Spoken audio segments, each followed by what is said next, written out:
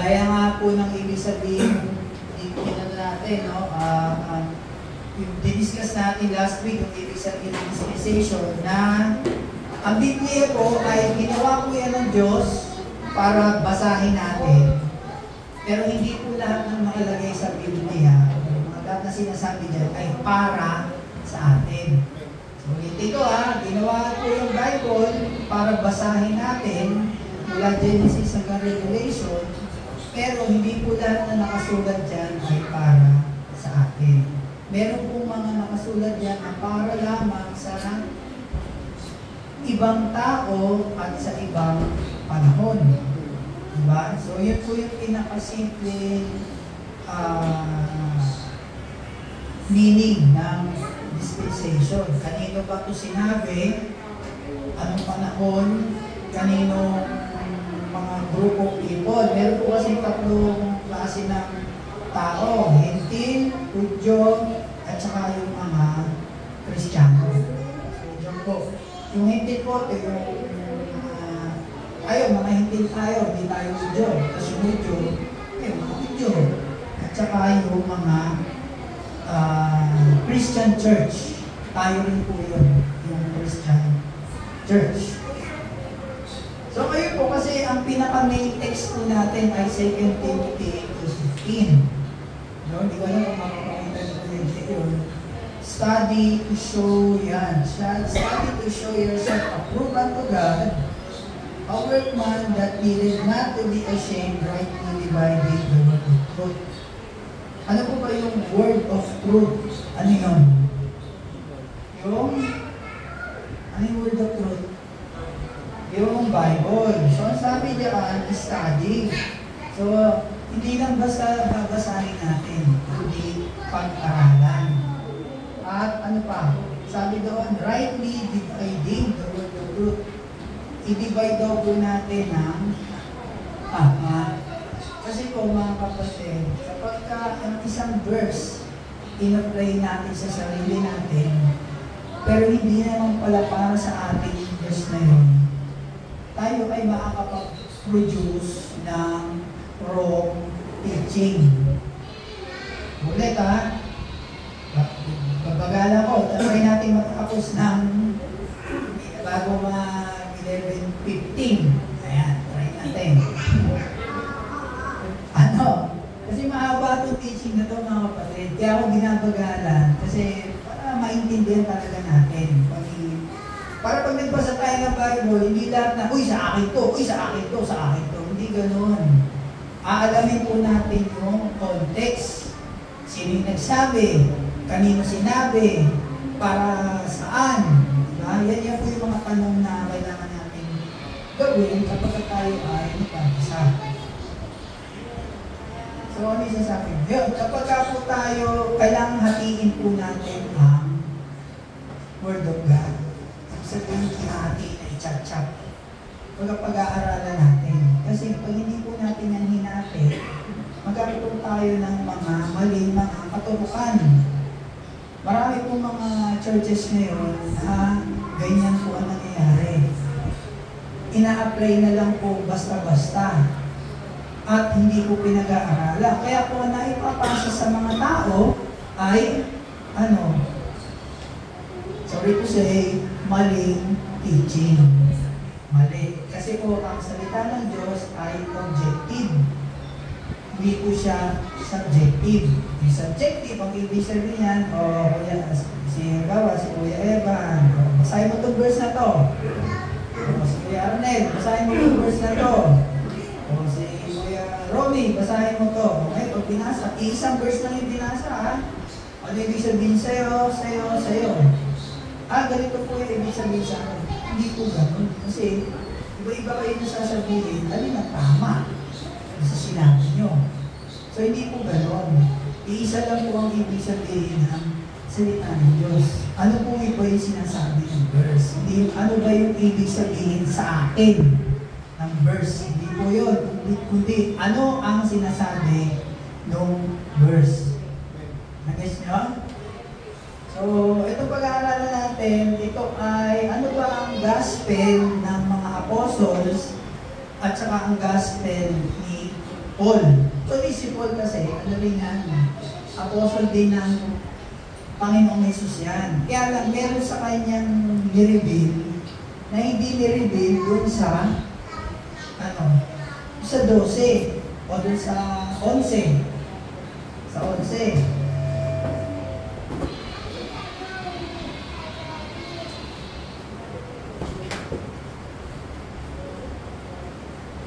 Ayan, tingnan natin. Ito yung gospel. Ito yung katuruan ng mga disipulo.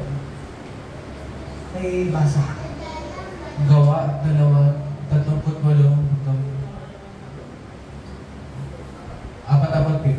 Sumagot si Pedro, pagkisiyan ninyo talikuran ang inyong mga kasalanan at magpabautismo kayo sa pangalan ni Jesucristo upang kayo'y patawarin. At tatanggapin ninyo ang kaloob ng Espiritu Santo, sapagkat ang pangako ay para sa inyo at sa inyong mga anak, at sa lahat ng mga nasa malayo, sa bawat taong tatawagin ng ating Panginoong Diyos. Marami pang inilahad si Pedro upang patunayan ang kanyang sinabi, at nanawagan siya sa kanila, iligtas ninyo ang inyong mga sarili mula sa parusang sasapitin ng mansamang lahi ito. Kaya't ang mga naniwala sa ipinangaral niya ay magpabautismo, at nadagdagan ang mga alagad ng may 3,000 katao ng araw na iyon. Inilaan nila ang kanilang mga sarili upang matuto sa turo ng mga apostol, magsama-sama bilang magkakapatid, magsalo-salo sa pagkain ng tinapay at manalangin. Dahil sa maraming himala at kababalaghang ginawa sa pamamagitan ng mga apostol sa Jerusalem, nagari sa lahat ng takot. Nagsama-sama ang lahat ng sumasampalataya at ang kanilang mga ari-arian ay itinuring na para sa lahat. Ipinagbili nila ang kanilang mga ari-arian at ang napagbilhan ay ipinamahagi sa bawat isa ayon sa kanyang pangangailangan. Araw-araw, sila'y nagkakatipon sa templo at nagpipira-pirason tinapay sa kanilang mga tahanan na masaya at may malinis na kalooban. Nagpupuri sila sa Diyos at kinalulugdan din sila ng lahat ng tao. At bawat araw ay idinaragdag sa kanila ng Panginoon ang mga iniligtas. So, yun mahaba yun. So, ayan ito yung nung bumaba na ang banal na Espiritu sa upper room, ay sabi nun, ang context niya yun, bumaba ang banal na Espiritu sa upper room, tapos sila, mga nandun, nagsalita sila ng iba't ibang wika. Tapos, yung mga tao na nakarinig doon, iba-ibang mga, ibang mga taga-lugar, halimbawa, dito sa atin, sa Maynila, nagkakatulong tayo dito sa room na to. Tapos meron tayong mga tao dyan, Kapampangan, Ilocano, Bisaya, Waray, di ba? Tapos biglang bumaba ang Holy Spirit sa atin. Nagsalita tayo kung ano yung mga sinasabi nila. Hindi naman tayo marunong. So sila, nagulat sila. So siya, ganyan din. May salita sila ng wika ng mga taong bisita doon. Kaya nagulat sila. Kaya sabi nung isa, yung iba, ay mga lasing yung mga yan. Kasi kung ano-ano sinasabi. Pero naiintindihan nila, no? Kaya nung tumayo si Pedro, sabi niya, imposible kami maging lasing. Kasi alas 9 pa lang ng umaga. Yung oras na yun kasi alas 9 pa lang ng umaga. So, ayan na sinabi niya. Siya ay, nag-preach na siya. Ayan, no? Sumagot si Pedro.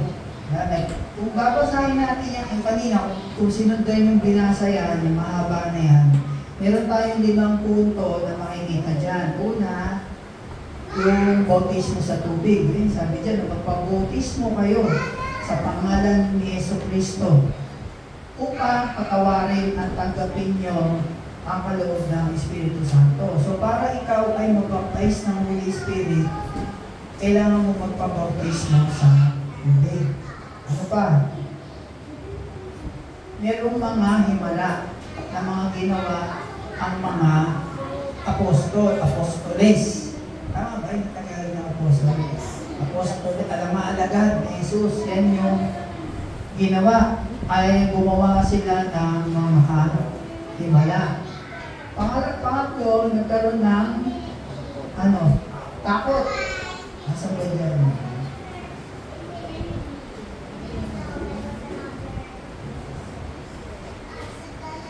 Ayun no, sa verse 43, naghari sa lahat ang takot. Ayun no, maraming himala ang kabagalagang ginawa sa pamamagitan ng mga apostol. At naghari sa lahat ang takot. So may takot. Pang-apat, merong sharing. Ano yun? Ayan no, pinagbili daw yung mga ari-arian at pinamahagi sa mga taong nangangailangan. Tapos, ngayon ba ginagawa natin yun?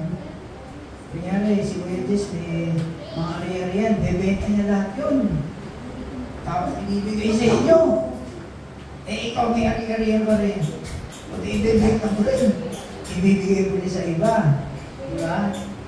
Tapos ano pa? Araw-araw nagkakatipon daw sila sa templo upang 47 magpuri sa Diyos. O, templo. Meron bang templo sa atin? Ito ba templo to? Hindi po templo to. Ang templo po ng Diyos ay tayo. Kasi ang banal na Espiritu po ay nasa atin. Kasi sabi po na ang templo ng Diyos ay tayo.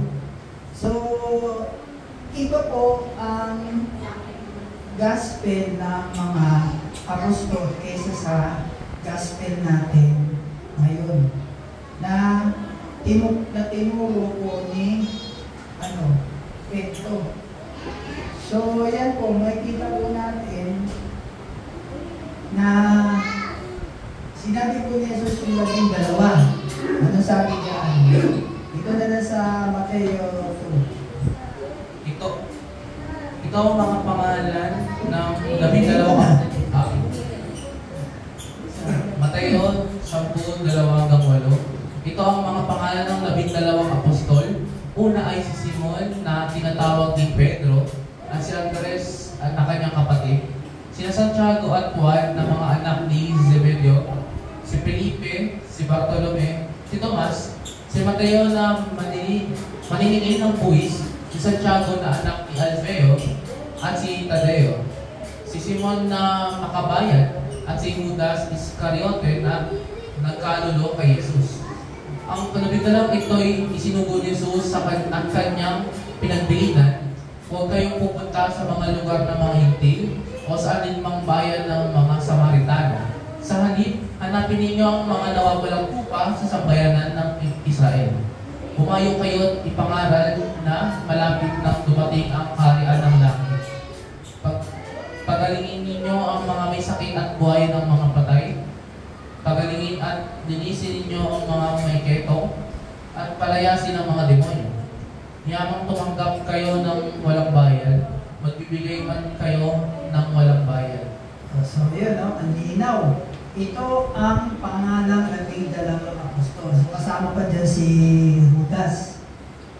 Pero nung namatay siya, anong pinalit sa kanya? Si Matias. So 12. So sino ang nagsasabi dyan? Sino yung nagsasalita? Sino?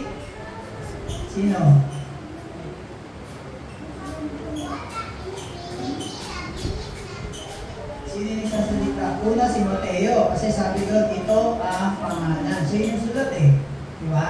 So sinabi niya dyan. Ngayon, ano ang bili niya? Kanino daw dapat sila mangaral? Nasabi dyan, huwag kayong pupunta sa lugar ng mga hentil o sa alimang bayan ng Samaritano. Ano daw? Hanapin niyo ang mga nawawalang tupa ng sambahayan ng Israel. So ang bili ni Jesus sa kanila, huwag kayong pumunta sa mga hentil at sa mga Samaritano. Doon kayo pumunta sa mga nawawalang tupa ng sambahayan ng Israel. So sino ba to? Sambahayan ng Israel. Ito ay mga Judyo. So ang bili ni Jesus, ipapangaral niyo ang gospel. Ano daw yung gospel? Umango kayo ipangaral na malapit nang dumating ang kaharian ng langit. So, kingdom of heaven. Yan ang gospel nila. Bakit? Kasi pinapangaral dito na sinasabi ni Jesus, ako ang Messiah.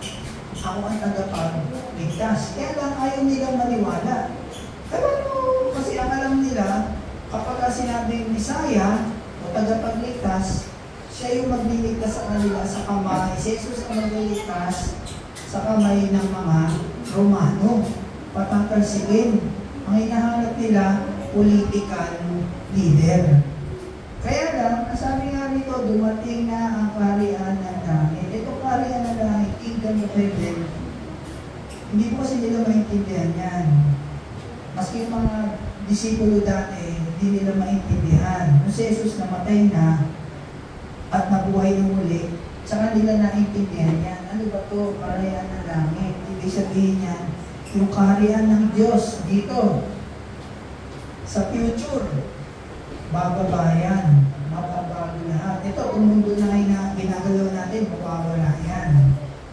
Kaya nga, sabi ko, malapit na dumating. Ibig sabihin kasi niyan, dadating. So wala pa, di ba? Kaya pinapangaral niya, kasi yan yung ikalawang pagbabalik ni Jesus. Yan ang tinuturo ni Jesus sa mga Hudyo na hindi pa ako ngayon maghahari, babalik ako. Yun ang tinuturo niya. Kaso ayaw nilang maniwala. Pero sa panahon natin ngayon, baliktad. Yung gospel natin, ito yung first coming ni Jesus. Doon to yung namatay siya sa cross. Para tayo ay iligtas sa ating mga kasalanan. So pinagkaiba para nung last week, diba? Ang mga Hudyo kasi, naghahanap sila ng mga himala. Naghahanap sila ng prueba. O, ikaw ba talaga ang Diyos? Sige nga, bigyan mo nga kami ng patunay. Kaya lang, diba, nagpagaling si Jesus ng may sakit, bumuhay ng patay, nagpakain ng 1,000 tao. Pero, ayaw pa rin nilang maniwala. Hinahanap pa rin nila na, sige nga, kung ikaw ang Messiah, bigyan mo kami ng prueba. Hindi ba sapat yun? Di ba? So, hindi natin alam kung ano nasa utak ng mga Hudyo ng time na yun, bakit sa lahat ng mga nakita nilang himala ni Jesus, naghahanap pa rin sila ng patunay na siya ang Diyos. Kasi nga, ang nais ng mga Hudyo, patalsikin yung Roman Empire. Yung time na yun.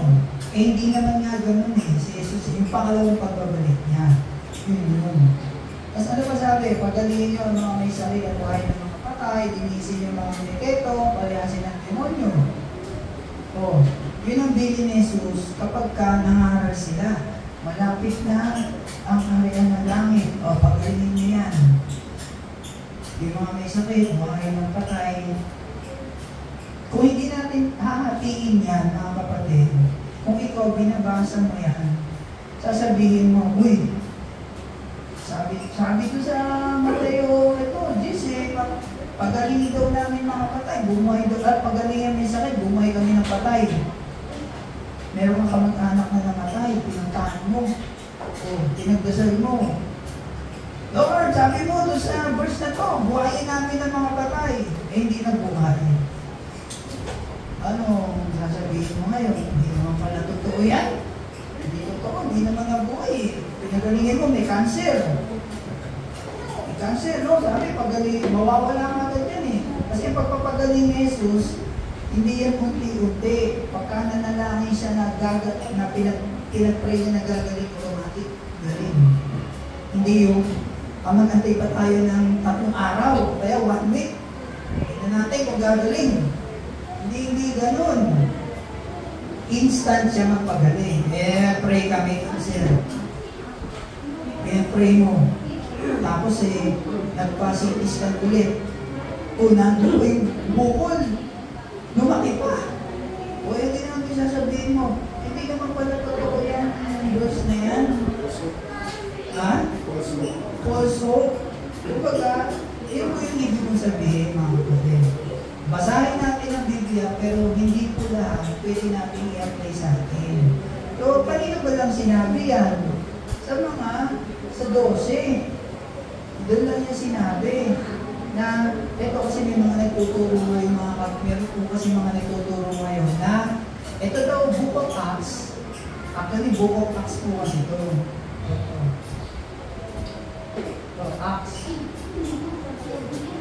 Yung Book of Acts daw, sa panahon natin ngayon ay meron pa.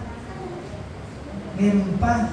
Kasi nga, sabi nga dun sa 2, na yung mga ginawa ng mga apostol dito ay kaya din natin gawin. Kasi sa panahon daw natin ngayon, tayo ang nasa dispensation ng prophetic dispensation.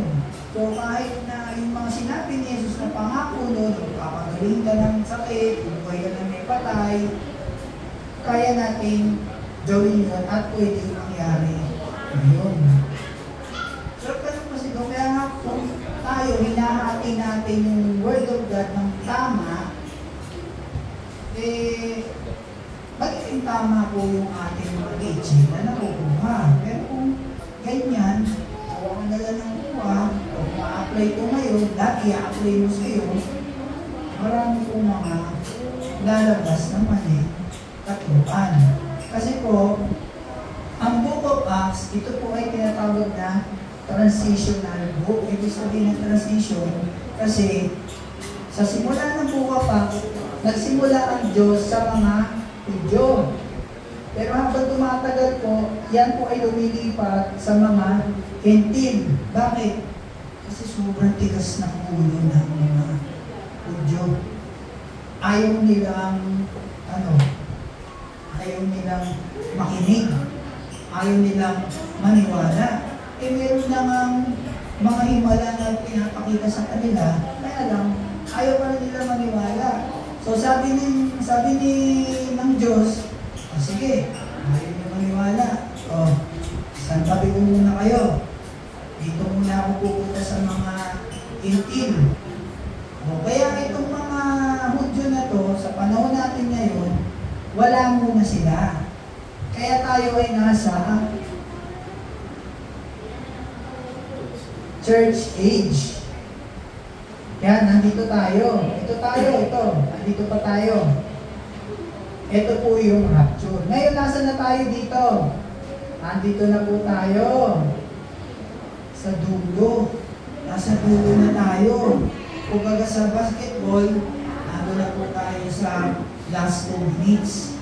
Last 2 minutes, 10 seconds na lang nakikira. 10 seconds na lang. Nag-time out yung coach. Yun, nag-time out. Kasi siyempre, kaya mo mag-revision ulit yun. Pagka ubos na yung oil, tayo nangyari. Yung time out lang sa basketball, 1 minute saka 30 seconds, di ba? Kinuha niya, full time out, 1 minute. Pagkatapos ng 1 minute, ito na yung referee.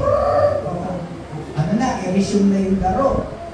Wala pa tayo dun. Nandun tayo sa time out. Nandun pa tayo sa time out. Nag-gets niya man? Nandun pa tayo. Kaya nandito na tayo sa dulo. Last 10 seconds na lang tayo. After nun, babalik na, kumbaga, yung attention ng Diyos dito sa mga Hudyo, babalik ulit dito yan. Babalik ulit dito.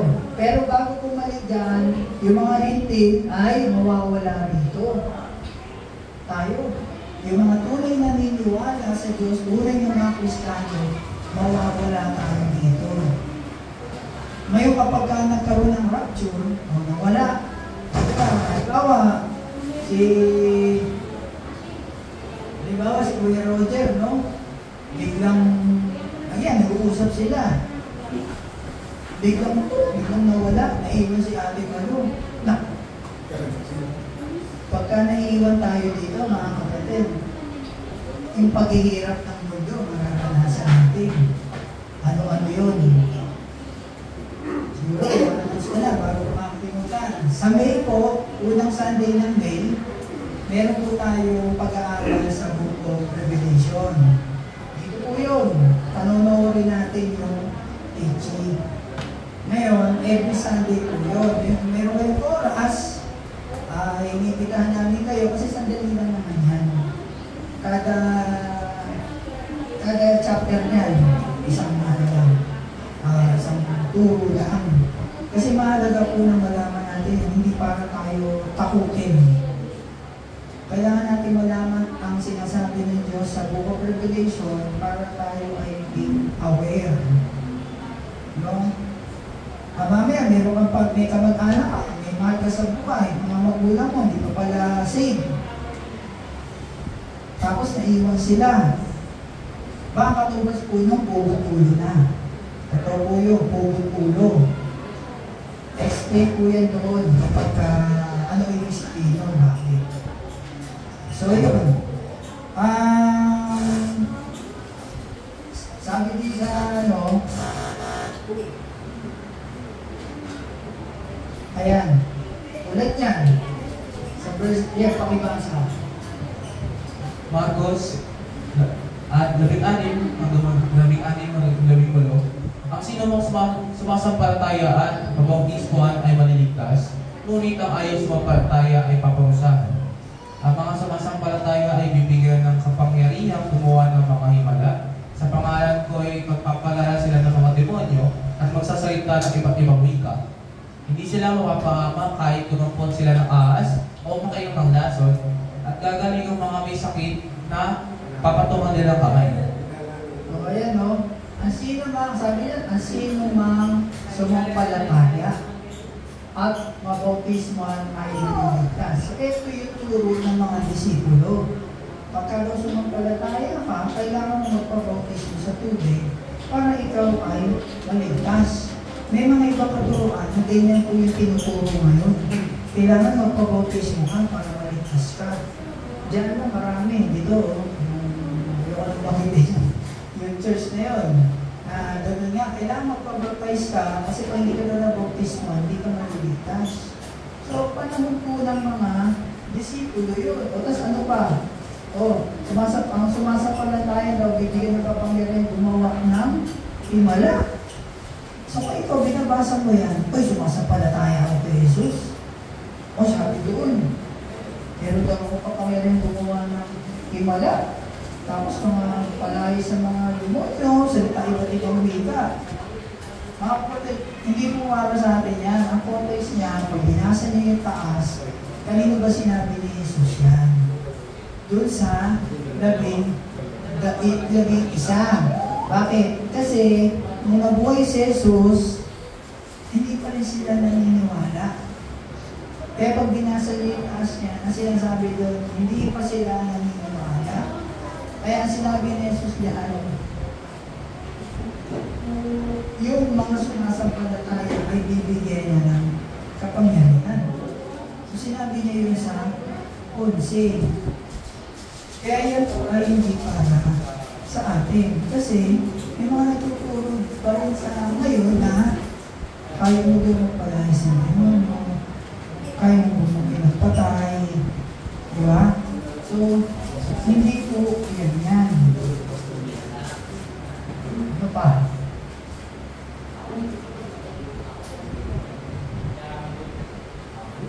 Ito naman yung Great Commission na sinasabi. Na tinuturo, ito daw yung Great Commission natin. No? Ano sabi doon?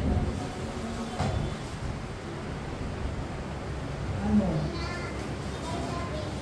Kaya't humayo kayo, gawin ninyong alagad ko ang mga tao sa lahat ng mga bansa.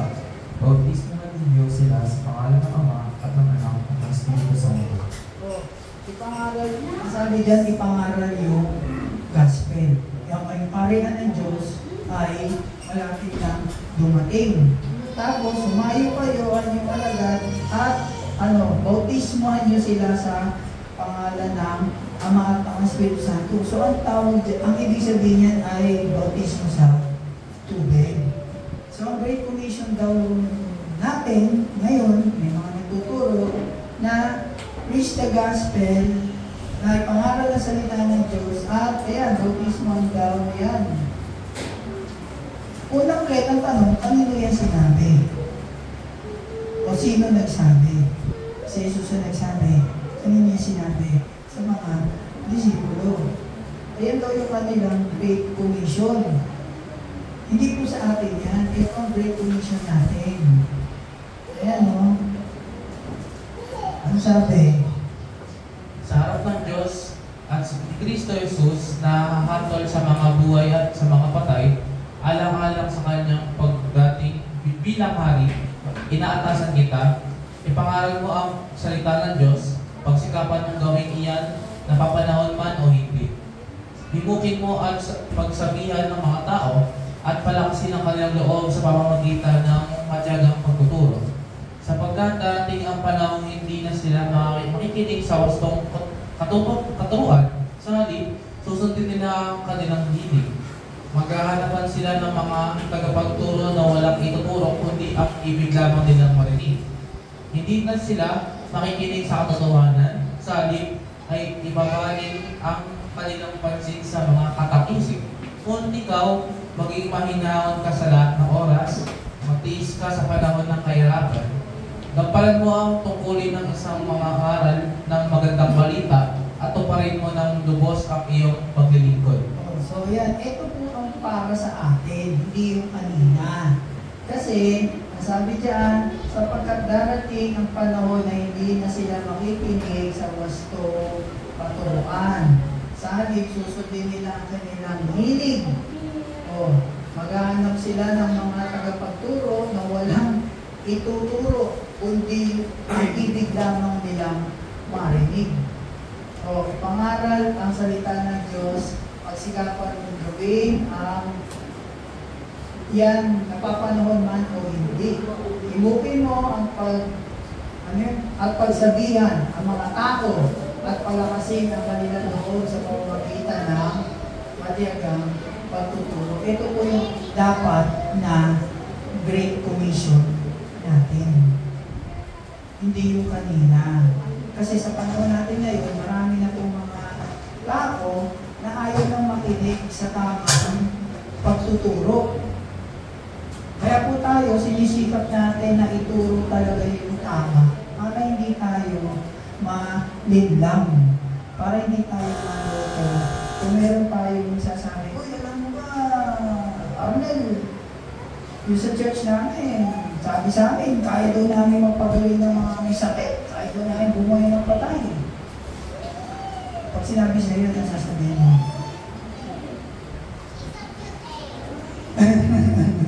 tawanan mo, wait, talaga? Pagka sinabi sa iyo yun, imbitahan mo sa ospital. Sabi mo, sige nga, pagalingin mo yung may sakit sa ospital. Diba? So, hindi para sa, itong para sa atin. Diba? Ano daw? Himukin mo ang pagsabihan ng mga tao, palakasin ang loob nila. Ano pa? Kasi nga, maraming ayaw na nilang makinig sa wastong katuruan. Gusto nilang marinig. Yun lang. So, makikita natin dito, ang Book of Acts ay transition from Jew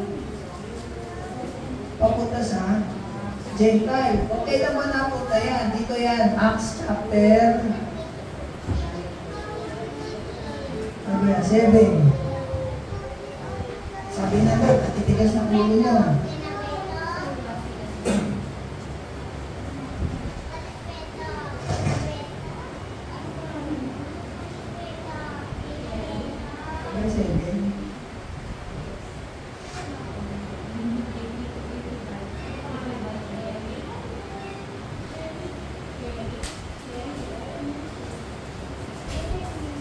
Ay, ito yun yun. Yung kay Stephen. Ang pronunciation yan, Stephen. Di po yan Stephen. Yan ang pronunciation yan. Sa Acts chapter 7, si Stephen po, iyan ay pinatay ng mga Hudyo. Nangaral siya sa mga Hudyo. Ngayon, nasabi ng mga Hudyo na nangangaral siya, pinagpatakpan nila yung tenga nila. Ayaw na namin ikaw marinig. Ang kulit mo. Di ay maintindihan sinasabi mo. Ang ginawa nila, binato nila si Stephen ng pinagbabato. Hanggang siya ay namatay. Ano sabi niya doon? Habang binabato siya, Lord, patawagin mo sila sa mga ginagawa nila. Bakit binabato ka na? Sabi mo pa sa Lord, patawarin yung mga binabato. No? Halimbawa ako, binabato ko ni Kuya Jess, saka ni Kuya Evan. Di ba na kung ano sasabihin ko? Di ba? Kaya si Ate Sina, pinagbabato ko. No? Ano sabihin ko kaya sa kanya? Di ba? Nahirap eh. Pero yun, binabato na siya para mamatay. Sinabi pa niya, Lord, patawarin ko sila. Ngayon, nakita niya, sabi niya, nakita ko si Jesus nakatayo sa kanan ng Diyos. Nakatayo daw si Jesus. Eh di ba sabi sa Bible, si Jesus pagdating sa langit, uupo siya sa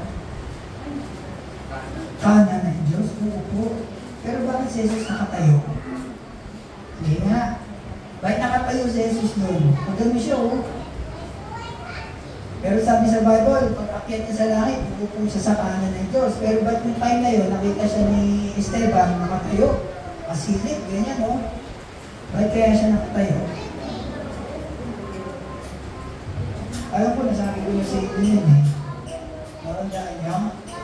Ba't siya nakatayo? Kasi yung mga Hudyo na nagbabato sa kanya, kung naniwala sila sa oras na yun, si Jesus bababa. Bababa na yung kanyang karihan. Kaya siya nakatayo. Kasi pag sinabi ng mga Hudyo, naniniwala ko sa sinasabi mo. Kasi Jesus bababa na. Wala na tayo rito. Lahat tayo sa impyerno na. Eh kaso, pinagbabato pa siya. So sabi ni God, sige, titigas ang ulo nyo. Tsaka muna kayo. Dito muna ako sa mga hintil. O de, ngayon, lumipat siya sa mga hintil. Ginamit niya muna si Pedro. Punta siya kay Cornelius. Ano dyan? Dito, napunta siya dito. Ito si Cornelius, hintil to, hintil. So, napunta siya dyan. Nag-share siya ng gospel. Nung naniwala yung sambahayan ni Cornelius, ang Holy Spirit, bumabang sa kanila. Naniwala lang ha, hindi na sila nagpa-bautismo. Nauna yung paniniwala nila na bumabang pa ng Espiritu bago sila magpa-bautismo. So, nagkaroon dyan ng basa natin ha.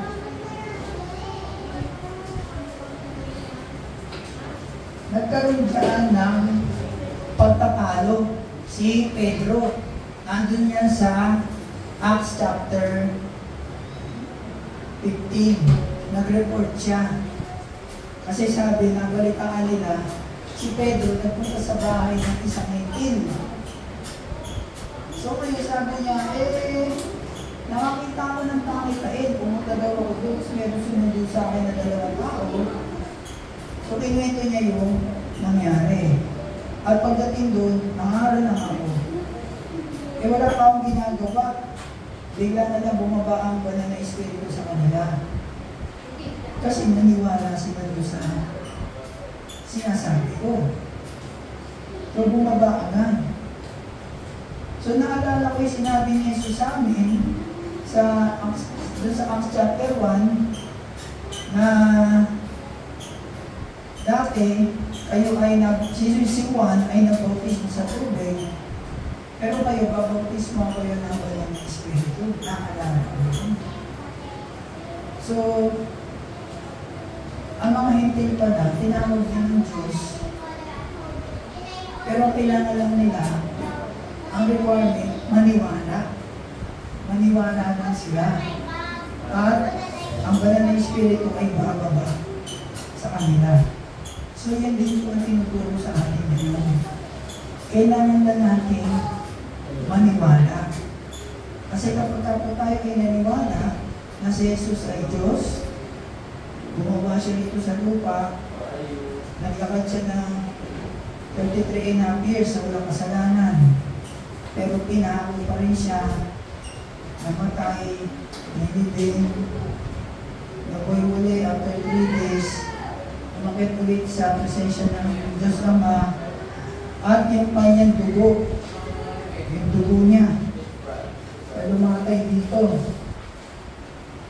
pinaniwalaan natin na pinatawad na tayo dyan.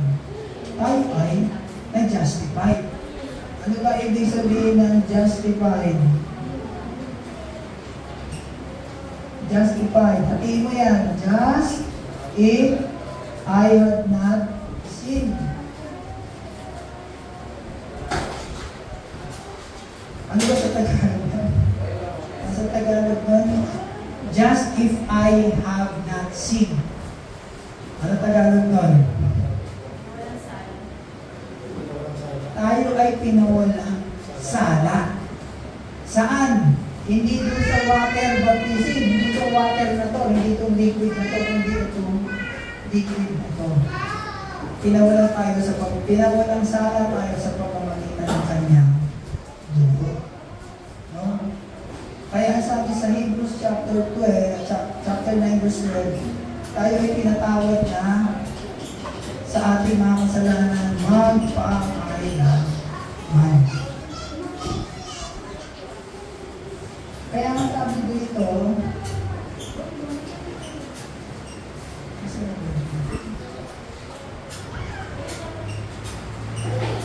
yan o, ito, ang libro ng Acts, napakagandang libro yan, pero napaka-dangerous din. Kasi maraming nagtuturo ngayon na laging yung leg nila dyan, nila ini-stick. They stick their neck. Ibig sabihin na, dyan sila tumututok sa Book of Acts. Kasi mangyayari sa panahon nila, mangyayari pa.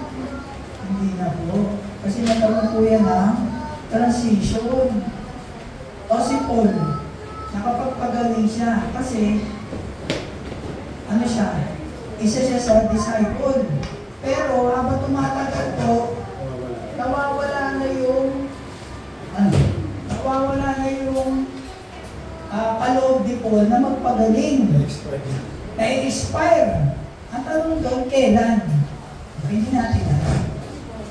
Hindi natin alam. Basta nawala ang mga signs and wonders noong panahon ni Paul. Bakit? Kasi mga kapatid, si Paul, sabi sa Galatians, meron siya problema sa mata. Hindi siya gumagaling. Si Timothy, may problema sa sakit ng tiyan. Siguro may ulcer. Ano sabi ni Paul? Uminom ka ng konting wine para gumaling yung iyong sakit sa tiyan. So nawala. Diba? Kaya nga may transition. May mga himala, pero habang tumatagal, ito po ay nawala.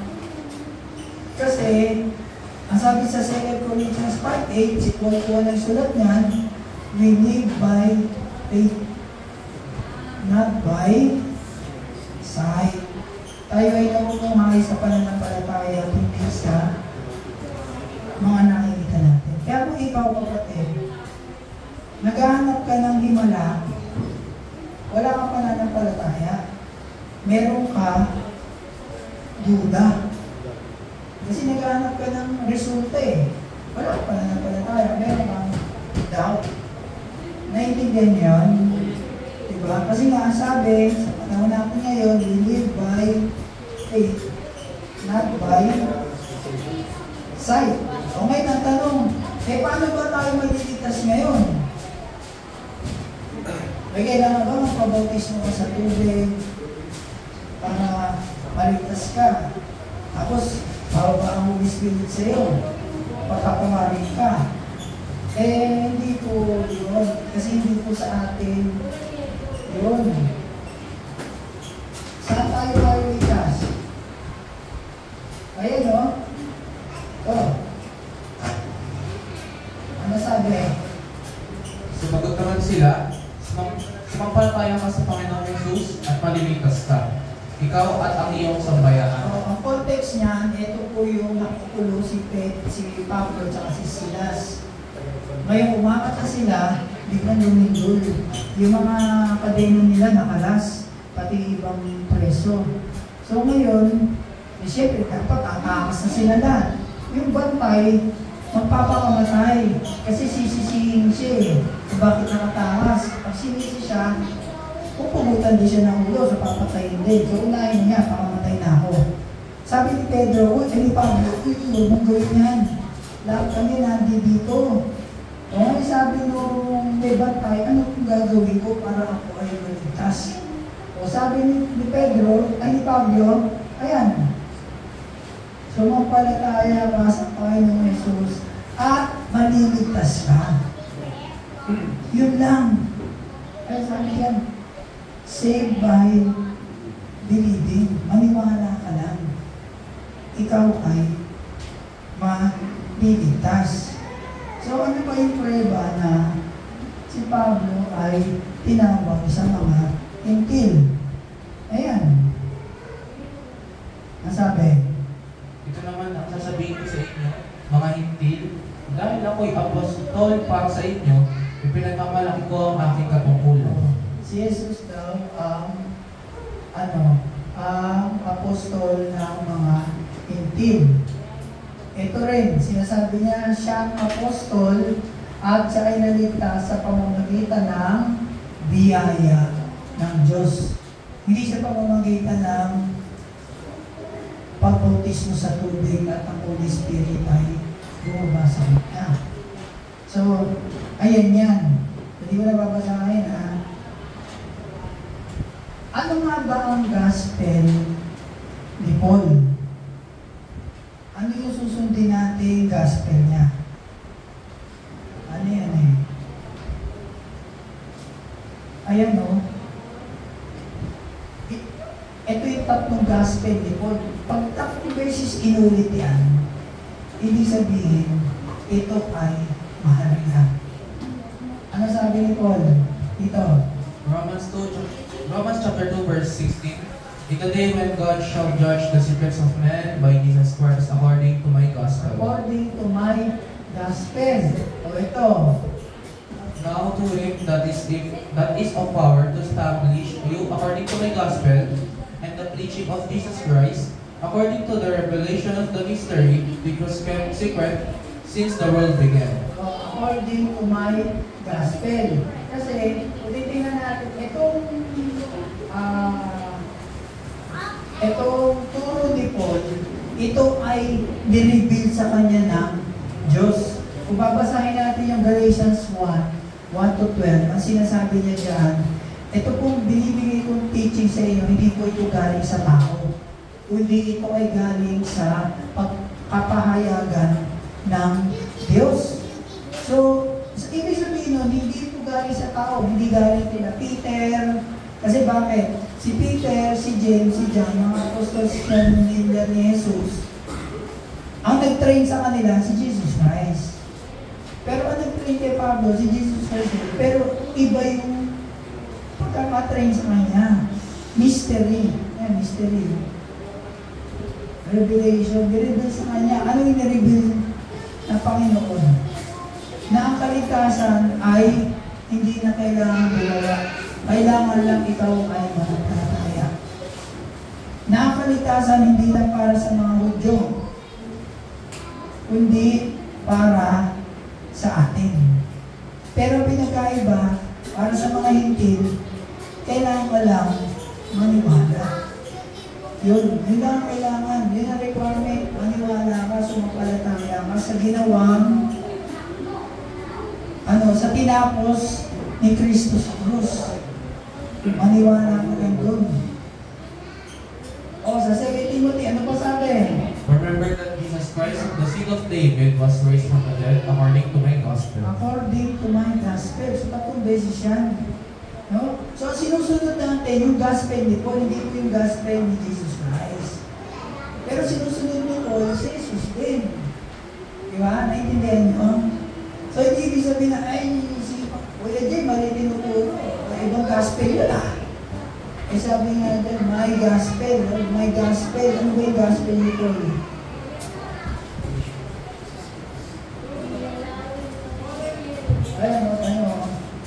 But I make known to you, brethren, that the gospel which was preached by me is not according to man. Hindi daw galing kila Pedro yan. Hindi galing. Oh, for I received neither from man, nor was taught it by it, but it came through the revelation of Jesus Christ. Nireveal sa Kanya yung mystery. Yun yung we are saved by faith, not by works. Kundi gawa. Diba, naligtas daw tayo sa pamagitan ng pananampalataya natin, sabi sa Ephesians 2:89, upang hindi tayo magmalaki sa ating gawa. Kasi nga, pagdating natin sa langit, kung lahat tayo ay gumawa, kaya tayo naligtas, ay lahat tayo magyayabang.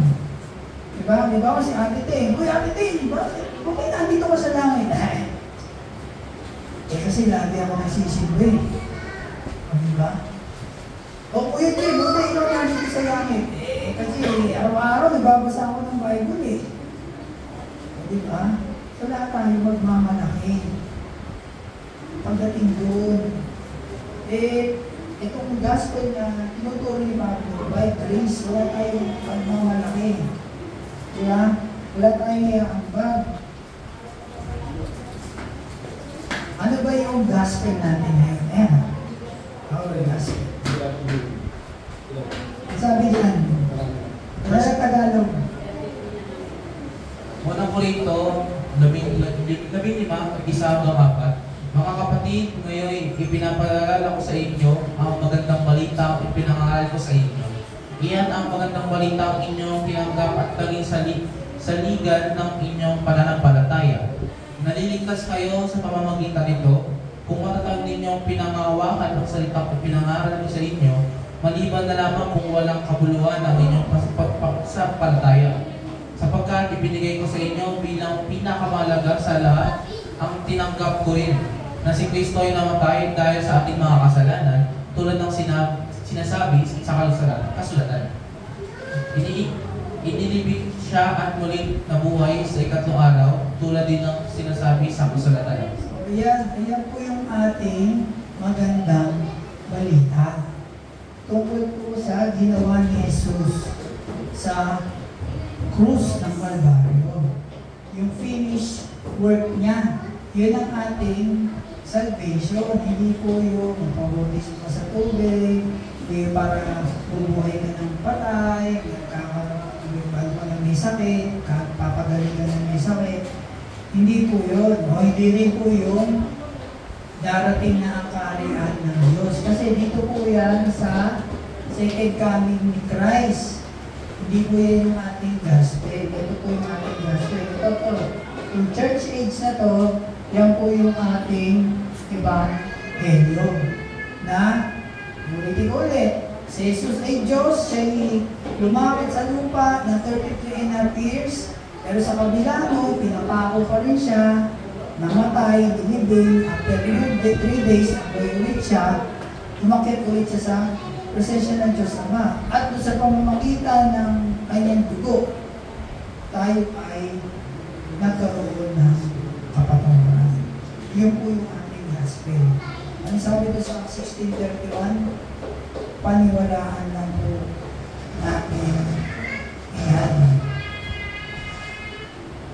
At ang banal na espiritu ay pag naniwala tayo, hindi na natin kailangan magpabaptize pa sa tubig para ang banal na espiritu ay bumaba. Kailangan natin maniwala. Ayan, no? Ang Holy Spirit, bababa sa atin kapag tayo hininiwala na. Ano sabi niya? Ano sabi? Ano sabi? Sabi po,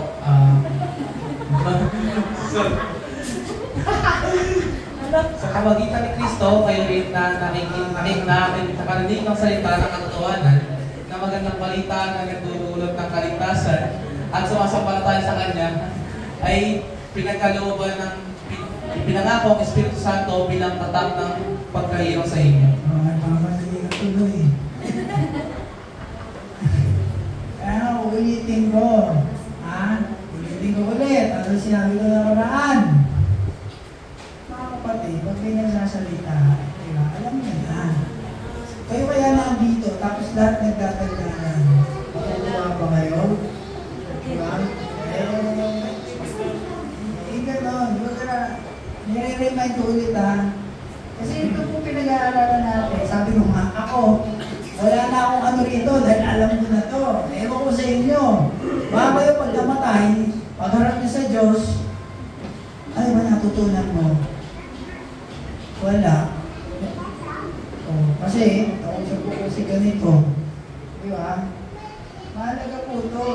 Series po ito. Kasi tinuturo natin para tayo, hindi tayo maloloko ng mga ibang nagtuturo. No? So, sabi dyan, ang Holy Spirit daw, bababa sa'yo kapag naniwala ka. Yung pangako, ayun, sumapalat. Maganda, ano ba?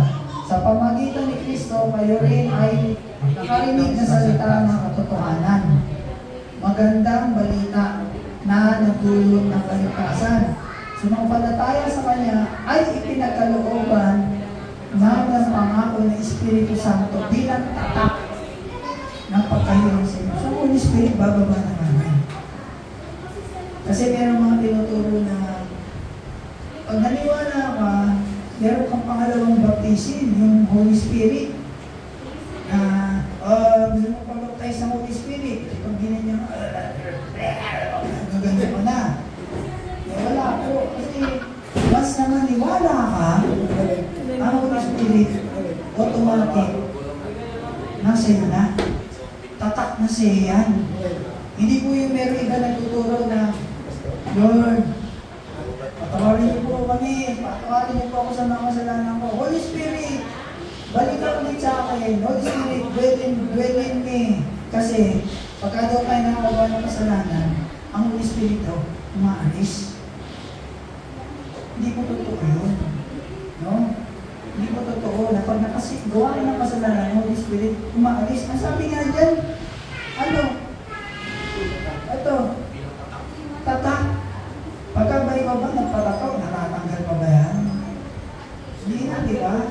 So, tatak yan. Ito pa isa pa ako, kaya pa pinautisman kayo sa pamagitan ng Espiritu upang maging isang kawan. Tayo lahat ay pinainom ng isang Espiritu. So kapag ikaw ay believer, ang Holy Spirit, nasa iyo na. Hindi yan aalis. Pag binasa niyo yung buong kasulatan ni Pablo, ano ba yung buong kasulatan niya? Mula Roma hanggang kay Limon. 5 lang ang sinasabi niya dyan. Do not quench the Spirit. Huwag mong uhawin. Amen. Minsan pag-aaral natin yan. Do not quench the Spirit. Do not grieve the Holy Spirit. Kapag ikaw ay nakagawa ng kasalanan, hindi siya aalis. Ganun lang gagawin niyo. Grieve yun. Ganun lang. Nadidismaya. Pero hindi siya aalis sa'yo. Di ba? Do not quench the Holy Spirit. Do not grieve the Holy Spirit.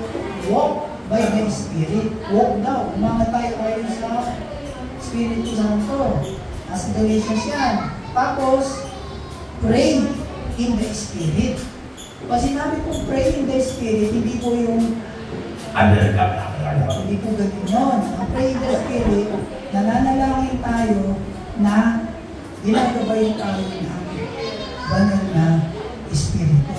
Kasi, hindi po natin alam pag-pray natin, ang Holy Spirit minsan na nagagabay. At sabi pa nga sa Ephesians, with groanings, yung basta na nang-iiyak ka. So ano din yung yung gano'n? Kasi ipapangga nila yung pray in the Spirit, kasi nasabi doon sa Ephesians, hindi natin alam sasabihin natin, pero with groaning. Groaning nga, iiyak eh. Hindi yung gano'n na iba-ibang iiyak. Wala naman sinasabi doon. Di ba? Ano pa? Pray in the Spirit, tapos be filled with the Spirit. Tayo ay araw-araw mapuspos ng banal na Espiritu. Hindi yun mapuspos ng magpapapray ka ganyan, tapos sabay tutugba ka, di ba? Hindi yun. Ang piling na yung Spirit sa sarili po natin yan habang nagbabasa tayo ng Biblia. So, yung summary ay mula sa mga Hudyo, yung gospel nila ng mga disipulo, nawala po yan. Napunta po yan kay Pablo. Kasi si Pablo po ay pinili ng Diyos para mangaral sa mga hindi. Tayo yun. Kaya sa panahon natin ngayon, ang mga Hudyo, hindi talaga sila maniniwala. Kasi hindi pa nila panahon. Ito, panahon pa natin. Ito, yan. Dito nga tayo eh. Ando na tayo sa last 10 seconds, kaya lang may time out. Nandun tayo sa time out. Ngayon, kapag tapos na yung time out, mawawala na tayo rito, babalik ulit sa mga Hudyo yung gospel. Ano ulit yung gospel? Nalalapit na ang paghahari ng Diyos sa langit. Bakit? Kasi yung langit, ito yung heaven, bababa po yan. At yan po ang mamumuno dito, si Jesus ang mamumuno ng 1,000 years. So medyo, pag dito na pinag-aralan natin, medyo malalim na yan. Kaya kung pinag-aaralan muna natin to, para pag dumating tayo dito, maintindihan natin. No? Kasi, mga kapatid, mahalaga talaga malaman natin yan. Para hindi tayo loko ng ibang mga teaching. So tayo po ay niligtas, tayo po ay naligtas sa pamamagitan ng pananampalataya natin kay Jesus. Tayo po ay napawalan sala dahil sa kanyang dugo. Naiintindihan niyo? Sige, tayo po ito kaya.